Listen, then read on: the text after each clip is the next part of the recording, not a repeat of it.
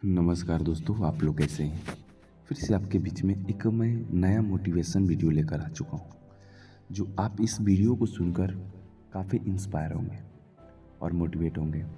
तो दोस्तों, चलते हैं हम लोग अपने लास्ट तक। आप इस वीडियो को ज़रूर देखिएगा ताकि मेरे दोस्त हमारे इस कहानी का मतलब समझ में आ जाए। दोस्तों, ये कहानी थोड़ा सा इमोशनल होगा लेकिन बहुत ही सुपर होगा, क्योंकि दोस्तों ये कहानी का मतलब ही आज हम कुछ अलग बताने जा रहे हैं। चलिए दोस्तों, हम लोग कहानी की तरफ बढ़ते हैं। दोस्तों, कहा जा रहा है कि बहुत समय पहले की बात है कि 2 दिन हुए थे माँ को घर आए हुए, और सुबह सुबह ही माँ अपना सामान पैक करके वापस जाने की तैयारी कर रही थी। ऐसे ही तो न आई थी। माँ बेटे के घर आने का कारण भी खास था। बहू की डिलीवरी हुई थी और दादी बनने का नसीब मिला। माँ को थोड़ा दौड़ी दौड़ी खुशी खुशी अपने कॉलेज से छुट्टियाँ लेकर आई थी अपने पोते का मुंह देखने के लिए। एक बड़े कॉलेज में लेक्चरर होने के बावजूद माँ की सोच अभी भी ऑर्थोडॉक्स टाइप की थी, जो पहले से यह सोचकर बैठी थी कि पोता होगा तो अच्छा होगा। माँ के अरमानों पर तब पानी फिर गया जब बहू ने बेटे को नहीं बेटी को जन्म दिया। हालांकि माँ यह सब अपने चेहरे पर दिखाना नहीं चाहती थी, लेकिन उनका बर्ताव सारी बातें बयां कर रहा था। माँ को वापस जाने की तैयारी करता देख बेटा माँ के पास आया और माँ से बोला, माँ 2 दिन तो हुए हैं और तुम्हें आने को और तुम्हें जाने की तैयारी कर रही हो। अरे बेटा, तुम जानते हो कि कॉलेज से फिर शुरू हो गए हैं। तुम्हारे पापा और मेरे लेक्चर फिर से शुरू करने पड़ेंगे। ज़्यादा छुट्टियाँ भी तो नहीं लेनी थी।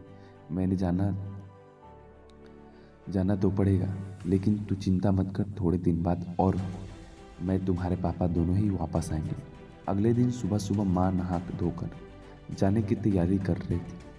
बेटा किचन से चाय बनाकर माँ को देता। माँ बेटे को बहू और पोती के बारे में पूछती है। बेटा कहता है दोनों सो रहे हैं। माँ बेटे से कहती है, खुशी की बात है बेटा, तेरे यहाँ लक्ष्मी ने जन्म लिया है, लेकिन मेरी मानो तो अब तुम और बहू मिलकर एक और बच्चा प्लान करो ताकि मेरी फैमिली पूरी हो जाए। हो सकता है मेरी बातें तुम्हारे पुराने ज़माने की लगे, लेकिन थोड़ा प्रैक्टिकल हो कर सोचो। बेटा अच्छे से जानता था कि माँ जो कह रही है और जो कहना चाहती थी वह बातें दोनों ही बहुत अलग थी। बेटे ने अपने जेब से अपना मोबाइल फ़ोन निकाला और उसमें कई मैसेज माँ को दिखाए और बोला, देखो माँ, तुम्हारी बात तुमसे पहले यह दर्जन लोग मुझे मैसेज कर चुके हैं। हर कोई डायरेक्टली या इनडायरेक्टली मुझे यही कहने की कोशिश कर रहा है कि बेटा हो तो अच्छा होता, या फिर आगे बेटे के लिए ट्राई करो।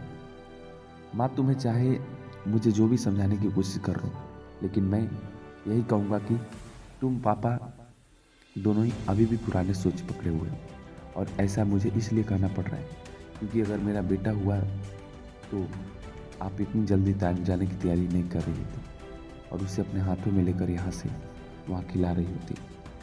पापा यहाँ पर होते। 21वीं सदी में जी रहे हैं हम, फिर भी ऐसी मान्यताएं और आप दोनों से मुझे यह उम्मीद नहीं थी। आप हज़ारों बच्चों को लेक्चर देते हो और खुद इस तरह के विचार रखते हो। अगर आप ऐसा मानते हो कि बेटा और बेटी दोनों में होंगे तभी फैमिली कंप्लीट होगी, तो मेरे एक सवाल का जवाब दीजिए, मैं अकेला क्यों हूँ? मुझे कोई बहन क्यों नहीं? माँ के पास बेटे के सवालों का कोई जवाब नहीं। वो अपनी नज़रें झुकाए वहाँ से चली गई। बेटा अपनी माँ से बहुत प्यार करता था। वह बिल्कुल उनका अपमान करना नहीं चाहता था, लेकिन गलत विचारों का समर्थन करना भी उसे ठीक नहीं लगा। ये सारी बातें बहू ने भी सुन ली थी। बेटे ने उसके पास जाकर उसका उतरा हुआ चेहरा देखकर उसे समझाते हुए कहा, देखो चारू, तुम्हें माँ की बातों से या किसी और की बातों से परेशान होने की ज़रूरत बिल्कुल नहीं। मुझे कोई फ़र्क नहीं पड़ता है कि मुझे बेटा हुआ है या बेटी। मेरे लिए यही बड़ी बात है कि मेरी बेटी स्वस्थ और खुश है। चारू बोली, मैं माँ की बातों से या किसी और के बातों से बिल्कुल परेशान नहीं हूँ, लेकिन हाँ, मैं परेशान जरूर हूँ। मैं एक समाज सेविका हूँ और मैं हर दिन कई लड़कियों से मिलती हूँ। अचरज की बात यह है, मुझे आज तक भी एक लड़की नहीं ऐसी मिली जो कहती कि लड़की होने की वजह से उसे अलग तरीके से ट्रीट या किया गया हो। कुछ सहना पड़ेगा। मैं खुद एक औरत हूँ और इस बात का अनुभव मैं खुद ही कर रहा हूँ। अब जब भी एक लड़की ने जन्म दिया है तो मैं परेशान हूँ। पति अपनी पत्नी को समझाते हुए कहा, कल्पना चावला, रानी Lakshmibai, PV Sandhu, Pratibha Patil, mother Teresa, Kiran Bedi, list इतनी लंबी है कि कभी ख़त्म नहीं हो सकती। क्या इन सब यह फेस नहीं किया होगा?